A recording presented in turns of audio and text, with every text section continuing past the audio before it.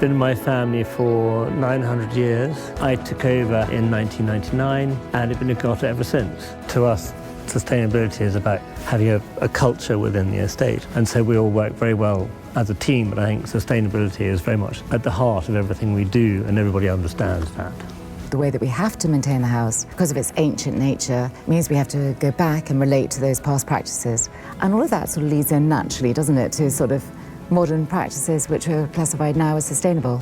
I mean, this house is ultimately very sustainable anyway. It's been here for a very, very long time. Also, we try and use materials which are readily available to us. Our water is heated by wood from the estate. All the stone is sourced locally. It just makes sense because it's easy to find, it's cheaper to procure, the materials fit and it lasts longer. And we have a whole philosophy here on the estate at Haddon. It's all about resilience, protection against climate change and against politics and making it sustainable commercially. So sustainability is at the core of everything we really do here. So Haddon had been a very thriving place until the family left it in Queen Anne's reign, and then the house was essentially left empty for 200 years. So when we came into the house with our young children, it was cold. So one of the aspects which we've learned a lot is heat management in a very, very sustainable way. Building our own shutters using the woods from our forest, and then also wonderful curtains and corridors, and actually lots of double-line curtains. And it's been interesting how effective those solutions are, and how our guests say it's gone up by like 6 degrees, which is radical. Well, to me, the biggest challenge was the house itself. I commissioned a 30-year restoration plan. We're now 20-odd years into it. So we've done the chapel, the long gallery, the medieval chimneys recently, and the way that we do that is we work very closely with the local craftsmen.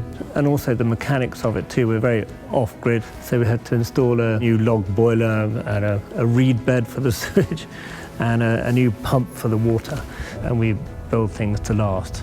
And so hopefully that is a sustainable way of restoring this house. I mean, one of the most important indicators of the health of the land, in particular here, are our rivers. And all the indicators show that we're one of the cleanest rivers in the country. The fishery here is 100% wild. We don't stock any fish into the river. It's completely catch and release by our anglers. It's pretty unique in this country to have a country estate with a wild trout system like we've got. To have a fully functioning, thriving river, we need to have good water quality.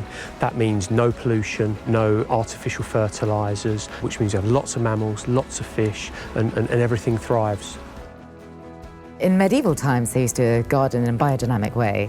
For the last couple of years, we've had a biodynamic gardener in our cottage garden. A good part of biodynamic practice is using your own seed year on year, and that's what gets you the best crops. The biodynamic preparations are a fundamental part of biodynamics. We mix different preparations together to really improve the vitality of the soil, and then we apply it by hand all over the land where we're growing. When it comes to sustainability, we use all natural material that comes from the Haddon estate. So here we've got hazel domes, and that's what's bringing the beauty of the walls themselves out here.